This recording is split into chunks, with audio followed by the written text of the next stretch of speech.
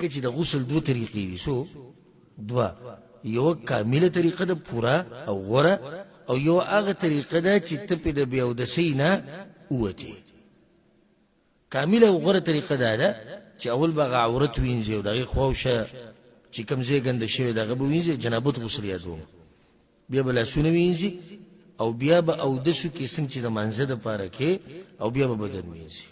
دا کامل غسل هغه غسل چې ستانه په د بیا اودسۍ دا نوم اوچتېږي هغه دا دی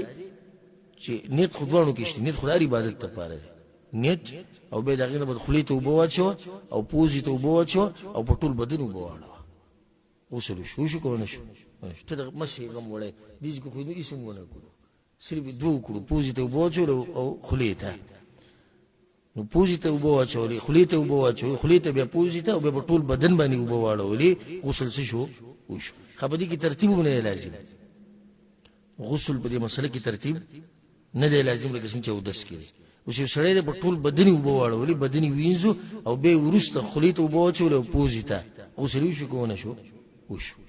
نو که د خولې ته د اوبه یا پوزې ته د غسل نه مخکې اچوي او که د غسل نه بعد اچوي که پوزه مخکې کوي او که خوله مخکې کوي په هر حال کې د غسل چې دغه څه دی